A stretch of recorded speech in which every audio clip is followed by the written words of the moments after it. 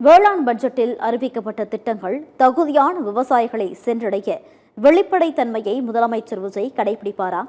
தாவேக அரசின் முதல் வேளாண் பட்ஜெட் மாற்றமா ஏமாற்றமா? வாருங்கள் பார்க்கலாம்.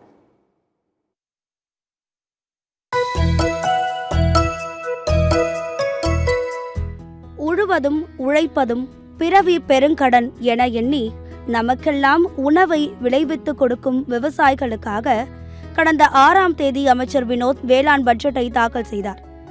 பட்ஜெட் அறிக்கையில் வெற்றி என்ற வார்த்தைகள் நிரம்பி இருந்தன.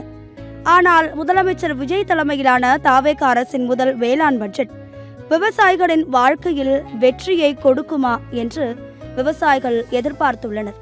கடந்த ஆட்சி காலங்களை பொறுத்தவரையில் விவசாயிகள் பெயரில் ஒதுக்கப்பட்ட நிதியெல்லாம் எங்கே போனதென்றே பல விவசாயிகளுக்கு தெரியாமல் போனது. வேளாண் திட்டங்களில் விவசாயிகள் பயன்பெற வேண்டுமென்றால் அமைச்சர்களின் சிபாரிசு, கமிஷன் என முறைகேடுகள் கொடிகட்டி பறந்தன. முறைகேடுகள் நிறைந்த வேளாண் திட்டங்களால் தகுதியான மற்றும் ஏழை எளிய விவசாயிகள் பெருமளவில் பயனடையாமல் போனார்கள். இந்த அவல நிலை நாங்கள்தான் மாற்றம் என்று ஆட்சிக்கு வந்தவர்களின் ஆட்சியில் தொடரக்கூடாது என்பதே ஒட்டுமொத்த விவசாயிகளின் எதிர்பார்ப்பாக உள்ளது. வெற்றி விவசாயிகளை கொண்ட வெற்றி தமிழ்நாட்டை உருவாக்கும் முதல் முயற்சிதான் இந்த முதல் வேளாண் பட்ஜெட் என்று வேளாண் துறை அமைச்சர் வினோத் தெரிவித்தார். ஓர் அரசு வல்லரசு ஆவதற்கு முன்பு விவசாயிகளுக்கான அரசாக மாற வேண்டும் என்பதை முதலமைச்சர் விஜயின் கொள்கை என்று அமைச்சர் குறிப்பிட்டார். வேளாண் பட்ஜெட் மாற்றமா ஏமாற்றமா என்ற கேள்விகளுடன் விவசாயிகள் எதிர்பார்ப்புகளை பார்க்கலாம். தனியார் காப்பீடு திட்டத்தை செயல்படுத்தும் பணி தனியார் வசம் இருப்பதால் விவசாயிகளுக்கு இழப்பீடு என்பதே எட்டாக்கணியாக உள்ளது. அதனால் பயிர் காப்பீடு திட்டத்தை அரசே எடுத்து நடத்தும் அறிவிப்பு இல்லாதது விவசாயிகளுக்கு பெருத்த ஏமாற்றம். கடந்த ஆண்டு மே 1ஆம் தேதிக்கு முன்பு பயிர்க்கடன் வாங்கி அதனை திருப்பி செலுத்த முடியாமல் தவிக்கும் சிறு குறு விவசாயிகளுக்கு பயிர்க்கடன் தள்ளுபடி அறிவிப்பு இல்லாதது ஏமாற்றமே. முதலமைச்சர் விஜய்க்கு முன்னால் கடந்த ஆண்டு மே 1ஆம் தேதிக்கு முன்பு கடன் வாங்கியவர்கள் விவசாயிகள் இல்லை. மே 1ஆம் தேதிக்கு பிறகு பயிர்க்கடன் வாங்கியவர்கள்தான் விவசாயிகளா என்று கேள்வி எழுகிறது. 22,000 ஏக்கரில் பசுந்தடைகளை நிலத்திலேயே மடக்கி உழவு செய்ய ஏக்கருக்கு 3,000 ரூபாய் மானியம் வழங்கப்படும் என்ற பட்ஜெட்டில் அறிவிப்பு. இந்த திட்டத்தில் எத்தனை விவசாயிகள் பயனடைவார்கள் என்பதை அறிவித்து பயனாளிகளை வெளிப்படைத்தன்மையுடன் தேர்வு செய்ய வேண்டும். சிறுதானிய சாகுபடிக்கு இயந்திர தேவையை விட மனித உழைப்பு அதிகம் தேவை. 125 நாள் வேலை திட்டம், வேளாண்மையுடன் இணைப்பு என்ற அறிவிப்பு இல்லாதது விவசாயிகளுக்கு ஏமாற்றமே.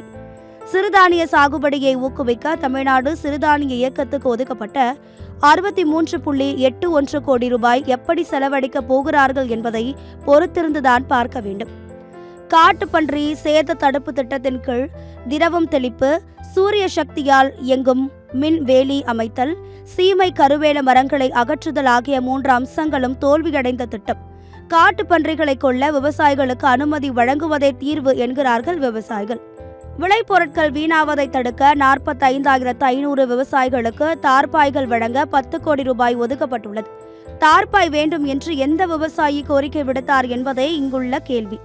தார்பாய்களுக்கு பதிலாக தலா 1 கோடி ரூபாயில் 10 சேமிப்பு கிடங்குகள் கட்டி விளைபொருளை சேமிக்கலாம் என்பதே விவசாயிகளின் கருத்து.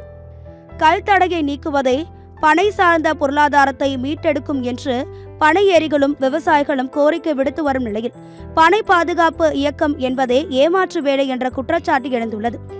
தனிநபர் விவசாயிகளுக்கு வேளாண் இயந்திரங்கள் மற்றும் கருவிகள் மானியத்தில் வழங்க 222 கோடியே 20 லட்சம் ரூபாய் ஒதுக்கப்பட்டுள்ளது.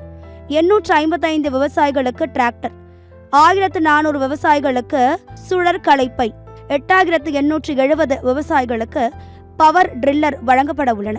இதில் பயனடைய விண்ணப்பித்த விவசாயிகள் எத்தனை பேர்?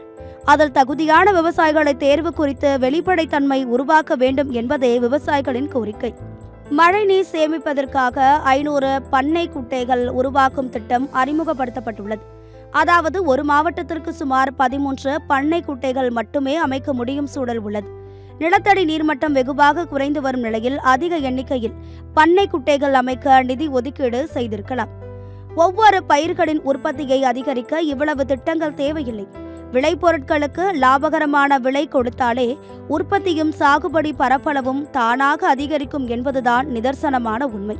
வேளாண் பட்ஜெட்டில் அறிவிக்கப்பட்டுள்ள பெரும்பாலான திட்டங்கள் மூலம் 500 முதல் 1000 வரையிலான விவசாயிகள் பயனடையும் வகையிலேயே உள்ளன.